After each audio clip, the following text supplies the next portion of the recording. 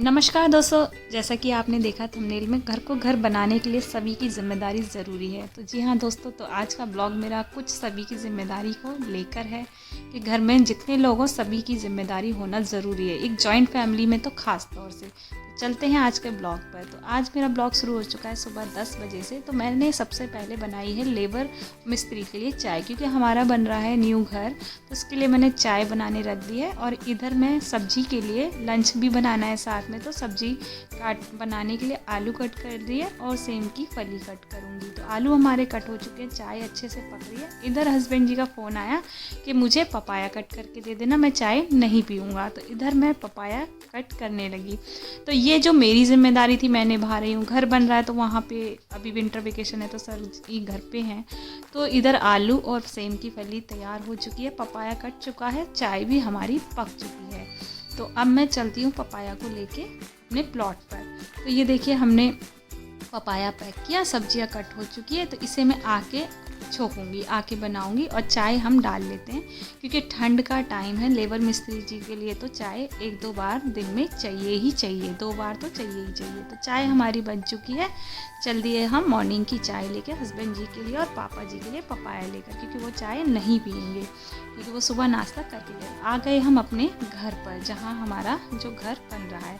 इधर पापा जी ने लेबर मिस्त्री सबके लिए चाय डाली और ये मैं दिखाती हूँ आपको। अभी प्रॉपर नहीं बनाए, इधर हस्बैंड जी अपने पपाया का नाश्ता कर रहे हैं और इधर सभी मतलब वापस मैं फिर घर आ गई, क्योंकि अब घर में बहुत काम है, लंच तैयार करना है। तो इधर मैंने सब्जियां जो है कट करके रख दी थी। अब मैं भाई बथुआ आ रहा है तो बथुए का रायता तो होना ही चाहिए। इधर मैंने बथुआ उबलने रख दिया, इसका रायता बना के तैयार कर लेंगे। इधर हमारे यहाँ जो सब्जियां हैं ना, ज़्यादातर लोहे की कढ़ाई में ही हम खाते हैं, तो इधर और मस्टर्ड ऑयल में। तो सब्जी लोहे की कढ़ाई हमने चढ़ा दी है और लोहे का और सरसों का तेल डाला, क्योंकि सरसों को तेल को तो दोस्तों पकाना पड़ता है अच्छे से तेल पक जाएगा जब तक कि मैं अदरक, लहसुन, हरी मिर्च, प्याज को चॉप कर लेती हूँ और बाकी जब तक तेल गरम हो रहा है। तो दोस्तों ये थी मेरी जिम्मेदारी और उधर पापा और हस्बैंड अपनी ज़िम्मेदारी निभा रहे हैं और मम्मी जी अपनी ज़िम्मेदारी में। तो सभी अपनी अपनी ज़िम्मेदारी बखूबी निभाए ना, तो घर में प्यार भी बना रहता है और रिश्ते भी अच्छे चलते हैं। तो ये देखिए, बथुआ उबलने रख दिया, साथ में हमारी कई तैयारी हो रही है और इधर सब्जी को भी हम छोंक देते हैं। तो इधर हमारी सब्जी भी छुक चुकी है। तो मैं जो पहले क्या होता है हल्का सब्जियों को चटका लेती हूँ, मैं रेसिपी भी देती हूँ मेरे चैनल पर, वह आप देखिए। और मेरे ब्लॉग्स कैसे लगते हैं वह भी आप मुझे बताइए। अब मैं सब्जियों को थोड़ा चटकाने का, ऊपर से थोड़े सूखे मसाले जो बेसिक मसाले होते हैं वही मैंने यूज़ किए हैं, जो कि हम घर में नॉर्मल सब्जियों में ऐड करते हैं। मैंने इसमें टमाटर नहीं डाला, क्योंकि टमाटर डालने से क्या होता है ना, कई बार जो ग्रीन सब्जी का अपना फ्लेवर है वो चला जाता है। और हींग मैं ज़रूर डालती हूँ, डाइजेशन के लिए अच्छी होती है। रायता भी, बथुए के लिए रायता बथुआ हमारा उबल के तैयार हो चुका है और बस अब हम चलते हैं आगे की तैयारी पर। अब मैं आटा गूँथ के रख देती हूँ, क्योंकि आटे को भी पहले से अगर आप गूँथ के रख लें तो ये अच्छे से सॉफ्ट हो जाता है। और अभी सर्दियों का टाइम है तो मैं हल्के गुनगुने पानी से ही आटा गूँथ के तैयार करती हूँ। तो आटा हमने गूँथ के तैयार कर लिया है और मम्मी जी बोली मैं बाजरे की रोटी खाऊंगी, तो मुझे जितनी नीड थी उतना गेहूं का आटा लगा लिया।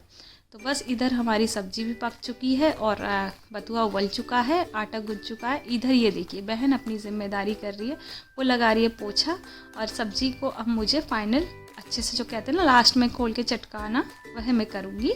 तो ये देख सकते हैं आप सब्जी का कलर कितना अच्छा है। अब इधर बर्तन भी साथ में साथ धोते जा रहे हैं। कहते हैं ना कि एक गृहिणी जो है ना घर को छोड़ के खुद बैठ जाए, लेकिन घर कभी नहीं कहता कि तुम मुझे छोड़ के बैठ जाओ। तो बस इधर हमने बथुआ ठंडा करके उसे भी पीस लिया है, उसका रायता हम बना लेंगे। इसकी रेसिपी मैं अपने शॉर्ट्स पे दे चुकी हूँ इसी चैनल पर, आप मेरे चैनल पर देख सकते हैं बथुए की पूरी रेसिपी, बथुए के रायते की।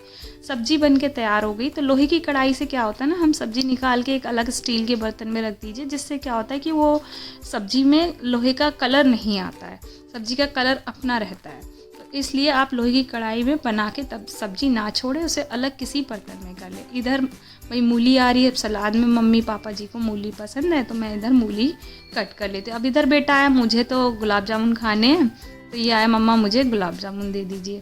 इधर पापा जी भी आ चुके, 1 बज चुका, लंच का टाइम हो चुका है। हैंड वॉश वगैरह करके अब पापा जी के लिए अब मैं बना देती हूँ ना लंच। तो दोस्तों सब्जी तैयार हो गई, रायता तैयार हो गया, अब रोटियां बना देते हैं। अब बहुत से लोग कहेंगे तवा कितना गंदा है। तो दोस्तों सुबह बथुए के पराठे बनाए थे, उसकी वजह से ये तवा जो है ऑयल की वजह से ऐसा हो गया है। तो मैंने उसे साफ़ नहीं किया, बस मैं उसी पे जल्दी फटाफट रोटी बनाने लगी क्योंकि पापा जी आ गए, इसे मैंने साफ़ नहीं कर पाया।